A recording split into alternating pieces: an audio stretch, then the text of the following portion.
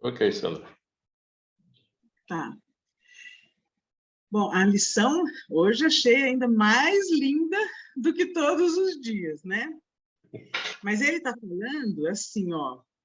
Vamos ver o que eu consegui tirar daqui. Quando ele fala das divisões que existem, ele fala de duas questões. Uma divisão de espaços e a outra divisão de dimensões. Então, como se fosse um grande prédio de apartamentos, nós temos vários apartamentos no mesmo andar, mas nós temos muitos andares sobrepostos, significando os apartamentos que estão no mesmo andar, as divisões de interesses de cada grupo de espíritos, né? Então, espíritos devotados ao bem, espíritos devotados à prática da ciência, espíritos devotados à prática de recuperação do semelhante, espíritos devotados à música, espíritos devotados a N interesses. Digamos, tentando comparar como se fosse todos esses interesses dentro de um mesmo nível de elevação. Então, eles estão todos no mesmo andar, mas em apartamentos diferentes. Porque aqueles que têm uma mesma afinidade, um mesmo objetivo, naturalmente se unem. Então, eles vão formando como se fossem bolsões de interesse comum. Isso, lembrando que esses bolsões podem estar em andares superiores, andares que se elevam, ou andares inferiores. Então, nós temos como exemplo no livro aquele livro do Camilo Castelo Branco, que ele conta dos suicidas, Memórias de um Suicida, da Ivone do Amaral Pereira. Ele conta ali do Vale dos Suicidas. Então, diríamos, é um bolsão de espíritos que tem como característica o mesmo problema. E por terem esse mesmo problema, eles têm uma sintonia para estarem juntos. E juntos eles purgam a dor daquilo que é o problema deles. Como, por exemplo, no Caminho do Bem, poderia ter um bolsão de espíritos dedicados à música. Poderia ter, não existe. Existem bolsões, vários. Espíritos dedicados à música, onde eles se unem para aprender a tocar novos instrumentos, criar novas melodias, fazer orquestras, né? Tocando em conjunto, coisas maravilhosas, né? Que encantam. Espíritos dedicados à música. Então, isso vai tendo, sim, divisões no mundo espiritual, mas ele nos lembra com bastante clareza a questão da elevação. Por quê? Porque nesses andares que vão se sobrepondo, conforme a evolução dos espíritos, os que estão embaixo não têm autorização para subir. A subida é limitada. Ela não é livre. A subida precisa de autorização para subir. Existem, por exemplo, alguns espíritos que vão visitar mundos superiores para conhecer e para trazer esse conhecimento e até para fazer algo bom. Por exemplo, o doutor Inácio conta isso no livro dele, deles terem subido para visitar não sei se seria uma cidade, como seria o nome, mas eles foram visitar um lugar que os espíritos ali viviam no corpo mental, né? Um lugar superior. Mas isso com autorização, porque quem está embaixo só sobe se tiver ordem. Porém, quem está em cima tem trânsito livre. É o caso da mãe do André Luiz, por exemplo, que vive já no mundo de elevação superior, de um andar lá de cima, mas ela desce para visitar o filho cada vez que ela quer e que ela tem tempo dentro dos compromissos e obrigações dela. Porque é muito importante a gente lembrar que quanto melhor o espírito, quanto mais evoluído, mais ocupado ele é, né? Os desocupados são naturalmente uma característica da inferioridade. A superioridade provoca nos espíritos o desejo de ser útil. E o desejo de ser útil faz com que eles ocupem cada minuto do seu tempo. Eles têm menos necessidade de dormir, menos necessidade de descanso e refazimento, e uma necessidade imensa de produzir, de ser útil, de se empenhar naquilo que é o objetivo escolhido por aquele espírito superior. Bom, mas ele não está falando disso aqui. Ele ainda não entrou nessa questão das ocupações. Mas ele disse apenas que conforme a nossa sintonia, os nossos objetivos, os nossos interesses, formam-se regiões de espíritos devotados à mesma causa. Acho que essa é a primeira parte, e é a parte que responde especificamente à questão posta no Livro dos Espíritos. Se existem divisões no espaço para os espíritos. Sim, existem, né? Com características diferentes, a depender da evolução do espírito que transita entre um local e outro local. Mas aí, ele fala aqui, ó, os espíritos puros visitam todos os reinos como se fossem o seu ninho familiar. Achei tão bonito isso. Porque significando que um espírito puro, em qualquer lugar, ele se sente pleno e feliz. Né? Eu acredito assim que ele deve conseguir ver em cada lugar que ele vai, independente se é um lugar superior ou inferior, ele consegue enxergar e sentir a grandeza do Criador, que palpita em todos os locais, ainda que nos reinos inferiores. Né? A gente tem sempre que lembrar disso. Deus está em tudo, não só no que é superior, não só no que é bom, bonito, Deus também está presente na dor. Ele está presente principalmente entre aqueles que mais necessitam. E ontem a gente ainda falou sobre isso na nossa reunião, a respeito dos filhos. Com muitos filhos que nós tenhamos, qual é aquele que a gente para e vai se dedicar? Aquele que mais necessita. Se nós, que somos pais falíveis, né, um amor humano, vamos falar assim, cheio de limitações, fazemos assim, o quanto mais não fará Deus, né, que tem um amor perfeito e ilimitado, no sentido de se dedicar e se devotar a todos aqueles que sofrem e que precisam mais. Quem mais sofre está precisando mais. Então, é onde mais Deus está. Eu acredito que um espírito superior, quando ele fala que ele desce e em qualquer lugar ele encontra o seu ninho, ele encontra Deus, a presença de Deus e a possibilidade de atuar sendo um instrumento de Deus. Por isso que ele se sente num ninho, né? Como quem está em casa. Uma outra coisa que eu achei fundamental, importante ele falar, que para iluminar a nossa consciência, nós precisamos vencer a nós mesmos. E ele fala no quê? Nos nossos impulsos de ódio, no nosso ciúme, no nosso orgulho. E faremos isso em amor àquele que se transmuta em sol e nos faz livres os sentimentos. Que coisa linda. Para que a caridade tenha trânsito desimpedido. Quem foi que nos ensinou isso? Quem foi que se fez sol nas nossas vidas? Né? E que é para nós a grande motivação de tentar melhorar, de buscar um caminho diferente, um caminho mais, ainda que árduo, mas um caminho que nos conduza à felicidade plena. É Jesus. Então, em nome de Jesus, a gente busca vencer os nossos impulsos de ódio, de ciúme, de orgulho, de egoísmo. Não é fácil, mas nós vamos conseguir. Não desanima, esse que é o principal, porque Jesus também falou, aquele que perseverar até o fim se salvará. Então, a questão é perseverar, viu, gente? Segue firme, vai tentando, a gente chega lá. Não desanima. Agora, tem acho que mais duas coisas que eu achei importante que eu queria comentar com vocês. Quer ver? Aqui, quando ele vem falar a respeito, eu vou dar um pulo agora, tá? Quando ele vem falar a respeito de chegou o momento das mudanças. Nosso Senhor Jesus Cristo bate as portas espirituais pedindo-nos para mudar, para ajustar os nossos conhecimentos no sentido de um melhor entendimento das leis de Deus, das leis espirituais, para nos libertarmos da ignorância.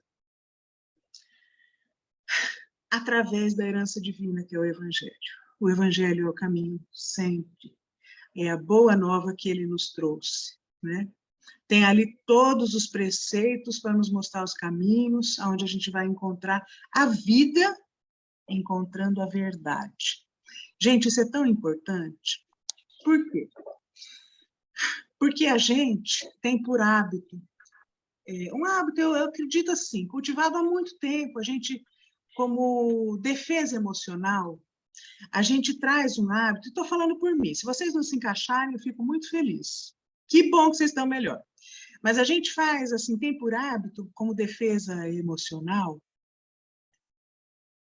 não admitir a nossa própria verdade, aonde a gente está preso ainda nas inferioridades. Enquanto a gente não admite, parece que a gente não vê, sofre uma consequenciazinha ou outra, mas a gente não está vendo por quê, então a gente vai tocando, meio que enganado, assim, e parece que vai indo tudo bem. Mas essa é a nossa ignorância. A nossa ignorância é fugir da verdade. Por isso que Jesus fala, eu sou o caminho, a verdade e a vida. Através dele, a gente encontra a nossa própria verdade. E encontrando a nossa própria verdade, é o único caminho capaz de permitir nos libertarmos daquilo que em nós é ignorância. Ignorância no pensar, no sentir e no agir. Quando a gente age preso a esses comportamentos de ciúme, de ódio, orgulho e egoísmo, é uma ignorância.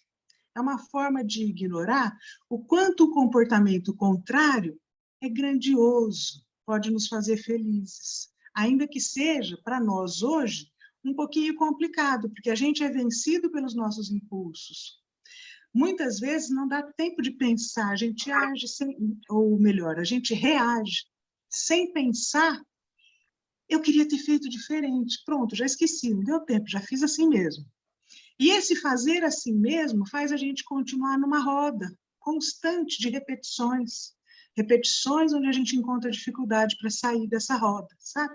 Encontrar uma tangente que, pá, joga a gente longe.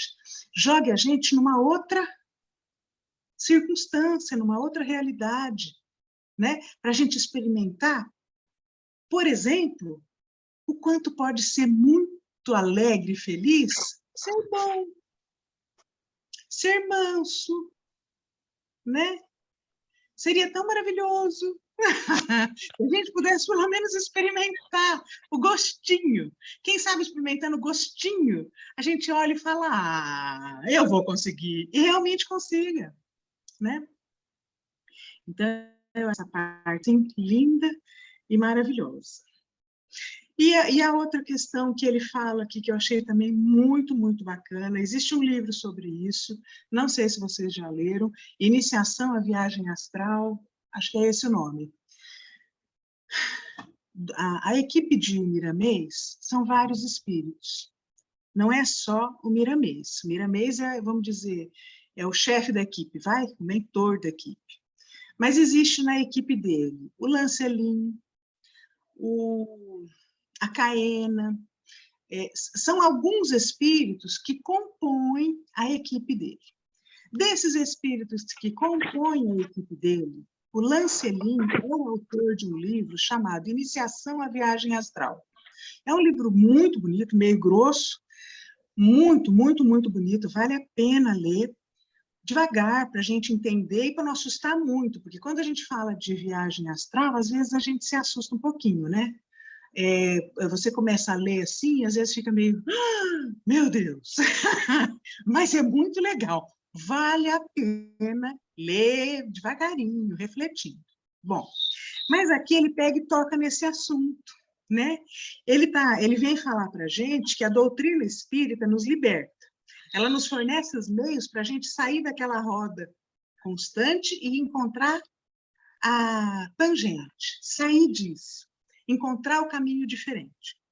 E ele fala que, aqui, ó, ela vai nos fornecer os meios e dar mesmo as facilidades para a gente reconhecer quem são os espíritos mais ou menos livres, né? A gente vai começar a ter um pouco mais de discernimento.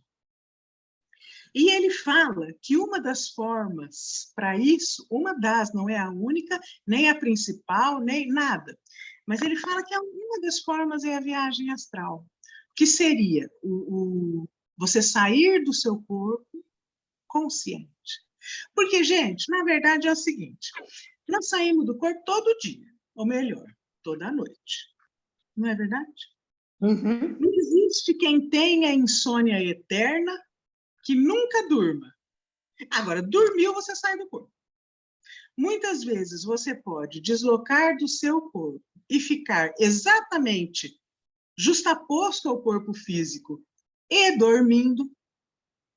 Pode ficar ao lado, acordado. Pode ficar no ambiente da sua casa, acordado. Ou pode ter outras oportunidades e experiências de, por exemplo, se deslocar em espírito para locais de estudo, para locais de trabalho, para encontrar seres queridos, né? Existe muito disso. Só que isso que a gente faz com regularidade e de uma maneira, de certa forma, até natural, a gente faz sem consciência. Essa é a diferença da viagem astral. Você ter noção do que está acontecendo, lembranças, ainda que não plenas e totais, mas uma lembrança clara o suficiente, pequena, mas para você ter noção do que aconteceu, para você trazer para o seu consciente ensinamentos e aprendizados que você teve. Isso acontece? Sim, acontece. Para espíritos que se preparam um pouco mais. Não é tão simples assim, a gente precisa de pouquinho também, ninguém precisa estar com pressa. Mas ele fala que a gente pode começar a ter meios mais consistentes de avaliação, né? Dessas realidades espirituais mais superiores, mais inferiores. E ele junta essa questão toda aonde? No falar que chegou o momento das mudanças. Então, talvez ele esteja querendo nos dizer para a gente ficar atento. Aquilo que era, de certa forma, não usual, pode aos poucos começar a ser mais usual. A gente pode começar a ter mais oportunidades de experiências diferentes, enriquecedoras, e, ao mesmo tempo, sob o comando e os cuidados de espíritos mais evoluídos que vão nos conduzir para o bem, com segurança, para que tudo corra bem, para que não seja nada negativo, né? E também, para a gente lembrar disso, que não ser nada negativo depende do nosso preparo. Como que a gente faz para ir dormir? O preparo para dormir, na verdade, começa de manhã ao acordar. Como eu passo o meu dia, né? Tudo que eu cultivo durante o meu dia se refletirá no momento da inconsciência, que é o momento do sono. Eu também me preparo através da oração, de uma sintonia verdadeira, profunda, com os mentores, com os anjos da guarda que nos orientam, nos dirigem, e de uma conexão verdadeira e profunda com Deus, né? Tudo isso para propiciar uma experiência que seja rica e benéfica, né? O aprendizado, ele fala que a gente precisa aprender muita coisa ainda, mas ele fala que o aprendizado, quer ver? A vida é como uma flor, ela vai desabrochando na sequência do tempo. O aprendizado é isso, vai abrindo uma pétalazinha de cada vez, né? Para essa flor não despetalar. E ao despetalar, se despedaçar, né? Para que permaneça uma flor inteira e cheirosa, bonita, viçosa, ela vai abrindo uma pétalazinha de cada vez. E eu entendo isso como o próprio conquista do conhecimento. Gente, eu acho que é isso. Ah, tem mais uma coisa, eu vou ter que falar.